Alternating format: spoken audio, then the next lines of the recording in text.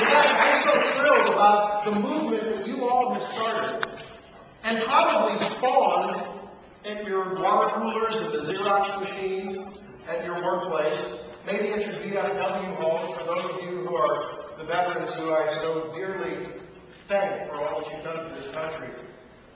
And my goal tonight is to try to share with you, from a person who's been involved in the business of medicine, the professional practice of medicine, and by way of an amateur study, economics and history and our constitutional principles, to try to give you and equip you, A, with arguments to defeat those who are giving you absolutely false, misleading, and demagogic myths about what's broken with our system. And then once we've established with whoever you're talking with on Monday or Tuesday or the next week or the following week, give you some resources from the front lines, just like Colonel Gordon will give you resources on a different type of front line, to really espouse a new way, a new direction for America's health care. Because I think we've made big inroads in the conservative movement in showing those in power that their way may not be the right way. And we don't want to go stop there. We don't want to be the party of no. We don't want to be the movement of no. We want to have answers because Americans are solution-driven people. We're problem solvers. And we're individually and community and small government-oriented problem solvers. And I want to break with that theme and try to explain to you how I think there's a better way than H.R. 3200, our Senator Baucus's bill that was just passed. And so we'll move forward, and later on, because really I love taking questions, that's what I live for on Saturday mornings. I'm not much of a monologuer. I like to just take questions and banter about. We'll have time for that a little bit later as well. Let's talk about a few myths. A few myths that may sound, when I tell you about them, a bit self-serving. You may have recalled a week or so ago, if you were listening to the show, someone said, Randy, it's easy for you to say these people need to have personal responsibility. You were born with a silver spoon. I grew up. I had no rhyming moment. My dad was a school teacher, private instruction after school, a pit musician at the Beauty Opera and the Fox Theater, and I worked alongside him in those years. So I wasn't born with a silver spoon. In fact, my dad was a self-sufficient guy, along with my mom, who took care of our family in a traditional way. Now, if my dad and mom, who lived a traditional, middle American lifestyle, aren't bragging about their health care, didn't ever once ask for a penny of government help, if they can do it, then how come the leaders up in Washington, D.C. can't expect that the rest of America, who works hard and knows about being self-sufficient, can do it? I've seen what hard work can do. I've seen what sacrifice and self-determination can do.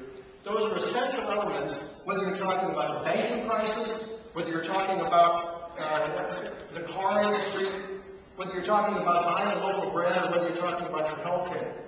It's common sense. That's what this tour and this night is all about. It's not that hard. So we'll talk about common sense American solutions. Now, some myths that you'll hear. Senator Claire McCaskill.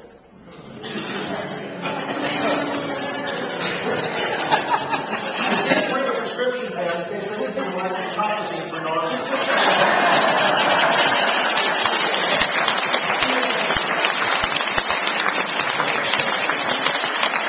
Senator Claire McCaskill on Fox News Sunday, last Sunday, did anyone catch what she said? You all, I'm sure, filter what you hear on the news shows and what you hear in daily discourse, whether it's NBC, CBS, Fox, wherever. I know I teach my kids to filter with a conservative ear. I hope you do too. She slipped in a little falsehood that was demonizing of the medical industry in general and medical professionals like me in particular. And it's that kind of fear-mongering which our dear leader ascended to power with, and frankly, I'm stunned that he's still trying to get away with it because we figured it out. We know that fear-mongering and demagoguery and the Saul Alinsky school of speaking down to the American public is a thing of the past, and it's not going to fly anymore. It doesn't fly with me, it doesn't fly with you, and we need to tell Claire that it's not going to fly with her, not with us. Now, what she said was when they were talking about medical expense and the cost of it, we know that's a pimple in our system. That's one thing we need to solve. That's our appendix 1. She was saying that doctors will order 5, 8, 10 CAT scans in 1 week to pay for the machines that they bought. Now, ladies and gentlemen, I started medical school in 1984, and I practiced for 20 years, and if you put in the residency in medical school, we're talking almost 30 years involvement in the medical industry. I have seen doctors who abuse the pay-for-service system, okay? They're out there. So are car dealers who will abuse the cash for clunkers, and so are every other retailer in every industry. But I can tell you, I can count them on 1 or 2 fingers. I have never, ever seen a doctor order 5, 8, or 10 CAT scans in 1 week. It was a damn lie. And if she would have been speaking to Congress and I was Joe Wilson, I would have been the one to raise my hand.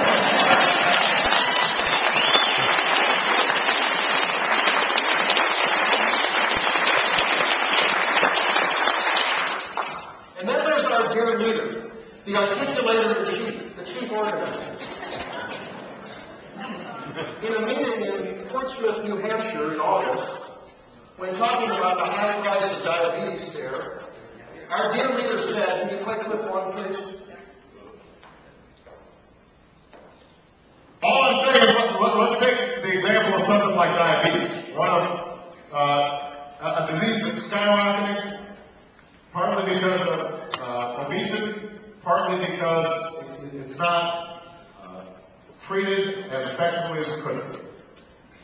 Right now, if we pay if a family care physician works with his or her patient to help them lose weight, modify diet, monitors whether they're taking their medications in a timely fashion, they might get reimbursed a pittance.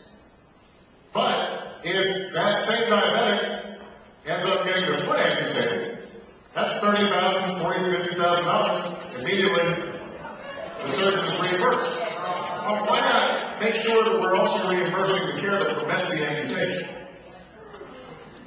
Now, I'm speaking to the choir here, but if we were to do a little quiz,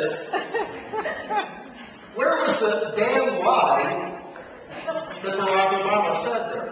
A surgeon gets $30,000 or $40,000 for below-the-knee amputation? It was a blatant misstatement of fact. It was unfair in what should be a robust discussion that he talks about all the time. I just wish he would like to engage in an honest discussion. It turns out that the pay range in 2008 for below-the-knee amputation, a tragic story. We don't want people to get to that point. I agree with him. He's exactly right on the goals. We share the goals. In fact, I think it's my moral obligation as a human being and a doctor to make sure that people don't get a BKA. A doctor gets paid between $750 and $1,000 in that procedure. Now, let me give you some other numbers. Because the demagoguery about doctors is nothing special to me. It's nothing special to anyone else in my industry. That's been going on ever since the liberals decided that they had to have a scapegoat in medicine. But it turns out that